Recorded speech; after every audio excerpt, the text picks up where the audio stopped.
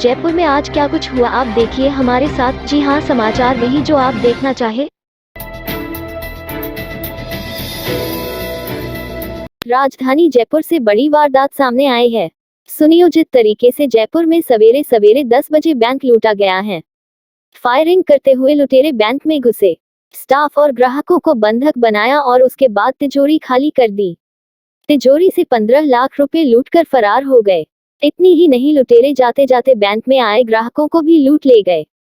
वारदात के कुछ देर के बाद ही पुलिस अफसरों को सूचना दी गई और उसके बाद विधायकपुरी पुलिस मौके पर पहुंची पीड़ितों से बातचीत कर जांच शुरू की। दरअसल चौमू हाउस के नजदीक स्थित सेंट्रल बैंक ऑफ इंडिया की वारदात में सवेरे सवेरे करीब 10:15 बजे यह वारदात हुई। कुछ देर पहले बैंक खुला ही था। वहां चेक जमा कराए आए बैंक ग्राहक पवन ने बताया कि मैं तो चेक जमा कराने आया था, अचानक गोलियों की आवाजें आने लगी। बाहर की ओर भागने की कोशिश की तो किसी ने पीछे से गर्दन पकड़ ली और वहां पर बाथरूम में बंद कर दिया। चेक छीन लिया, मोबाइल फोन और जेब में रखे 5200 रुपए और छीन लिए। जिस बाथरूम में बंद किया वहां पर पहले से ही कई लोग बंद थे। कुछ देर बाद आकर पुलिस ने छुड़ाया। बैंक वालों से पता चला कि लुटेरे तिजोरी खुलवाकर उसे रखे करीब 15 लाख रुपए लूटकर ले गए। मेहंदीपुर बालाजी में एक युवक ने अपने बाप की पत्थर से सिर कुचलकर बेरहमी से हत्या कर दी। मृतक विष्णु टाकर महाराष्ट्र के अमरावती जिले का रहने वाला है, जो कि सोमवार शाम परिवार के साथ मेहंदीपुर बालाजी के दर्शन करने आए थे, जहां मंगलवार को 3 पहाड़ भैरव मंदिर दर्शनों के लिए जाते वक्त पहाड़ी की तलहटी में सुनसान जगह पर युवक ने विष्णु टाकर निवासी वरुण खेड़े अमरावती की पत्थर से सिर कुचलकर हत्या कर दी। सूचना पर पहुंची पुलिस ने युवक को मौके पर ही दबोच लिया। शव को सिकराया सीएचसी की मोर्चरी में रखवाया है। आरोपी युवक अभिषेक मानसिक रूप से विक्षिप्त बताया जा रहा है। पुलिस मामले की जांच में जुट गई है। मुख्यमंत्री अशोक गहलोत ने संसद में दिए प्रधानमंत्री नरेंद्र मोदी के बयान को लेकर कहा कि इस प्रकार का स्टेटमेंट बहुत दुर्भाग्यपूर्ण है। जो आरोप हम लोग लगा रहे हैं कि आज देश में क्या हो रहा है, देश किस दिशा में जाएगा किसी को नहीं मालूम है, किस दिशा में जा रहा है किसी को नहीं मालूम है। आज हिंसा का माहौल, अशांति का माहौल, ऐसा माहौल बन गया है देश के अंदर, अविश्वास का माहौल पैदा हो गया है, तनाव का माहौल है। ये आरोप तो हमारे हैं एनडीए गवर्नमेंट पर और बीजेपी पर, आरएसएस पर, और मोदी जी उल्टा ये कह रहे हैं कि हम लोग भड़का रहे हैं। जितनी भी विपक्ष की पार्टियां हैं, कांग्रेस का हमेशा आप लोगों को मालूम है कि इतिहास क्या रहा है। जो गांधी जी के वक्त से आजादी की जंग में जो भूमिका अदा की, दुनिया को मालूम है। उनका संदेश ही अहिंसा से शुरू होता है, सत्य से ही शुरू होता है, और अहिंसा को लेकर तो आज तक हम लोग चलते हैं। कांग्रेस और समर्थित विधायकों का जयपुर दिल्ली रोड स्थित लीला होटल में कांग्रेस चिंतन शिविर मंगलवार दोपहर समाप्त हो गया। शिविर में विधायकों ने मुख्यमंत्री अशोक गहलोत और प्रदेश प्रभारी अजय माकन के सामने अपने क्षेत्र की समस्याएं रखी। गहलोत ने सभी समस्याओं के शीघ्र निराकरण का आश्वासन दिया। गहलोत ने विधायकों से बजट सत्र और सरकार रिपीट करने के संबंध में सुझाव भी मांगे। शिविर समाप्ति के बाद सीएम गहलोत और प्रभारी माकन होटल से रवाना हो गए। शिविर में विधायकों के खुले सत्र में सभी विधायकों से बजट सत्र और क्षेत्रीय समस्याओं को दूर करने को लेकर सुझाव मांगे गए। विधायकों ने अपने क्षेत्रों में सीएचसी और पीएचसी खोलने, नई सड़कों का निर्माण करने और कई योजनाओं के फंड में बढ़ोतरी करने जैसी मांगे और सुझाव सीएम गहलोत के सामने रखे।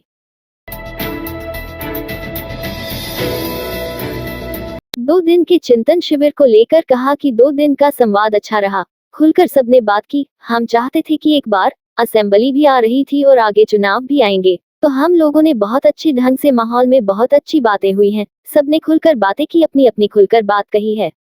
और मैं समझता हूं कि ऐसे चिंतन शिविर तो होते रहने चाहिए, उसी से आपस में एक दूसरे को जानने का मौका भी मिलता है।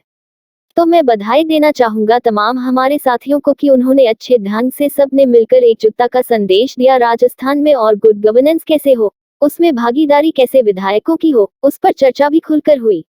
हम चाहते हैं कि अगर जनता ने आशीर्वाद हमें दिया है और सरकार बनाने का मौका दिया है और मैं तीसरी बार मुख्यमंत्री हूं, तो मेरी नैतिक जिम्मेदारी बनती है कि मैं किस प्रकार से गुड गवर्नेंस के लिए काम करूं, और काम मेरी पूरी टीम करे, तमाम विधायक लोग करें, मंत्रिमंडल के साथ ही करे।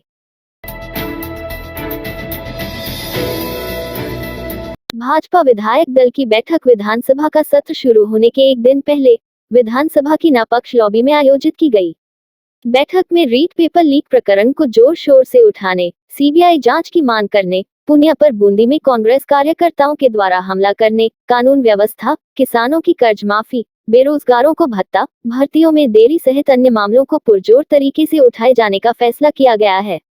बैठक नेता प्रतिपक्ष गुलाब चंद कटारिया की अध्यक्षता में आयोजित की गई, जिसमें भाजपा के सभी विधायक मौजूद थे। पूर्व मुख्यमंत्री वसुंधरा राजे, भाजपा के प्रदेश अध्यक्ष सतीश पूनिया सहित अन्य सभी उपस्थित थे। भाजपा प्रदेश अध्यक्ष सतीश पूनिया के कांग्रेस को लेकर दिए बयान के बाद कांग्रेस कार्यकर्ताओं ने जयपुर सहित सभी जिलों में जिला मुख्यालयों पर विरोध प्रदर्शन किया। कांग्रेस कार्यकर्ताओं ने पीएम मोदी और भाजपा प्रदेश अध्यक्ष सतीश पूनिया का पुतला दहन करते हुए जमकर नारे लगाए। राजधानी जयपुर में जयपुर शहर कांग्रेस कमेटी की तरफ से कलेक्ट्रेट सर्किल बनी पार्क पर विरोध प्रदर्शन किया गया। नगर निगम पार्षद मनोज मुदगल ने बताया कि सतीश पूनिया के बयान से कांग्रेस कार्यकर्ताओं में जबरदस्त नाराजगी है। भाजपा नेताओं अमर्यादित शब्दों और भाषा का उपयोग जनता ने भी देखा है। आगामी चुनाव में जनता मोदी, पूनिया सहित सभी भाजपा नेताओं का अहंकार मिटा देगी। भाजपा विधायकों ने विधानसभा में विधायक दल की बैठक के बाद गांधी सर्किल पर जाकर धरना दिया। विधायकों ने रीट पेपर केक प्रकरण की जांच सीबीआई से कराने की मांग सरकार से की है। धरना बीजेपी के लिए खास रहा, क्योंकि बीजेपी के तमाम बड़े चेहरे इस धरने में शामिल हुई। धरने में नेता प्रतिपक्ष गुलाब चंद कटारिया, उपनेता प्रतिपक्ष राजेंद्र राठौर, प्रदेश अध्यक्ष सतीश पूनिया और पूर्व मुख्यमंत्री वसुंधरा राजे सहित अधिकांशतः विधायक मौजूद रहे। धरना स्थल पर बीजेपी नेताओं ने जमकर गहलोत सरकार पर गंभीर आरोप लगाए।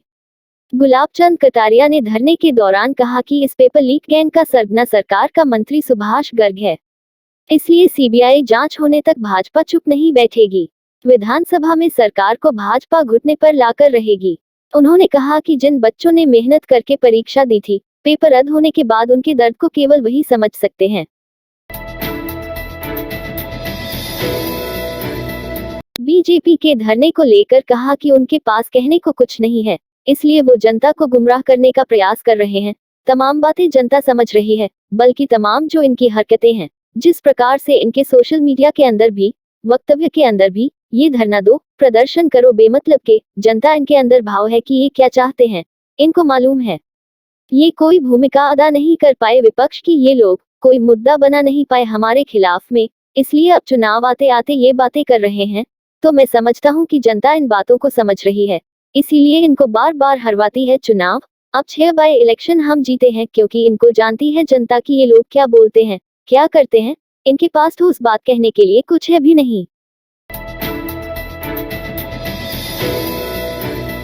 कैबिनेट मंत्री प्रताप सिंह खाचरियावास ने मंगलवार को भाजपा पर फिर से निशाना साधा। उन्होंने कहा कि अमित शाह के घर पर बैठकर भाजपा गहलोत सरकार को बदनाम करने का प्रयास करती है। बिना तथ्यों के मंत्रियों को बदनाम करने वाले अगर मानहानि का दावा हुआ तो जवाब देना मुश्किल होगा। कांग्रेस चिंतन शिविर के दौरान मीडिया से बात करते हुए खाचरियावास ने कहा कि दिल्ली में केंद्रीय गृह मंत्री अमित शाह के घर पर बैठकर राजस्थान की सरकार को बदनाम करने के लिए षड्यंत्र किया जाता है। भाजपा का षड्यंत्र मुख्यमंत्री अशोक गहलोत ने इस परीक्षा को रद्द करके फेल कर दिया है। ऐसा पहली बार हुआ है जब बिना तथ्यों और बिना सबूतों के भाजपा के नेता मंत्रियों के नाम ले रहे हैं, मुख्यमंत्री के स्टाफ का नाम ले रहे हैं। अगर इनके पास कोई सबूत है तो वह सबूत विधानसभा में पेश करें। मुख्यमंत्री के सलाहकार निरंजन आर्य ने मंगलवार को योजना भवन में विधिवत रूप से पदभार ग्रहण किया। आर्य ने पदभार ग्रहण करने के बाद कहा कि बाहर से आने वाले लोग आसानी से मिल सके, इसलिए यहाँ पर बैठा हूँ। उन्होंने कहा कि अल्टीमेटली सारा सिस्टम जनता के लिए है। इस सिस्टम में फीडबैक लेने के लिए जितने जनता के नजदीक रहें, उतनी हकीकत पता चलेगी कि फील्ड में क्या हो रहा है। इसका पता चलेगा। नौकरी में आए हो, सेवा कर रहे हो तो जनता की सेवा करनी चाहिए। इसलिए मैंने मुख्य सचिव के आवास पर भी रोज सुबह लोगों से मिलना जारी रखा। दूर दराज से जब लोग आते थे, तब मैंने पूरा प्रयास किया कि उनकी बात को सुने, उनकी समस्या का समाधान करें। लाबाना से पिछले माह रेस्क्यू नाहरगढ़ बायोलॉजिकल पार्क लाए गए लेपर्ड के स्वास्थ्य में सुधार हो रहा है। एंक्लोजर में चहलकदमी भी कर रहा है, साथ ही भोजन पानी भी ले रहा है। बायोलॉजिकल पार्क के अधिकारियों के अनुसार जब इस लेपर्ड को रेस्क्यू किया गया था तो ठंड के कारण उसे निमोनिया हो गया था। इस वजह से उसके दिमाग पर भी काफी असर पड़ा, लेकिन उपचार के बाद लेपर्ड की स्थिति पहले से बेहतर बताई जा रही है। पूर्व मुख्यमंत्री टीकाराम पालीवाल की पुण्यतिथि के अवसर पर प्रदेश कांग्रेस मुख्यालय पर पुष्पांजलि कार्यक्रम आयोजित हुआ। इस अवसर पर पीसीसी सचिव राम सिंह कसवा, प्रशांत शर्मा, पीसीसी प्रवक्ता आरसी चौधरी, राजेंद्र आर्य, मंजू शर्मा, राजेंद्र शर्मा, मुमताज मसीह, गोपाल के सावत, राजेश पांडे, शरीफ खान, सत्येंद्र जादौन, अयूब खान सहित अनेक कांग्रेसजनों ने पालीवाल के चित्र पर पुष्प अर्पित कर श्रद्धांजलि दी। कांग्रेसजनों ने इस अवसर पर पालीवाल की जनसेवा के प्रति समर्पण को भी याद किया। इस रात की सुबह नहीं होती जब तक हाथ में उसकी गर्माहट नहीं होती। चाय का प्याला, अखबार साथ पुराना है, मिट्टी से जोड़ता है। खबरों की खुशबू से सारा घर महकता है। हर रंग में ढला कहानियों से किस्सों तक ले जाता है बेरोक टोक। देश के हर हिस्से तक ये हकीकत का आईना है। ख्वाबों को सच करके दिखाता है। दैनिक नवज्योति, आपके लिए, आपके साथ। ये थे आज के मुख्य समाचार। विस्तार से जानने के लिए पढ़ते रहिए दैनिक नवज्योति। दैनिक नवज्योति के YouTube चैनल को सब्सक्राइब करें और ताज़ा अपडेट के लिए बेल आइकॉन दबाएं।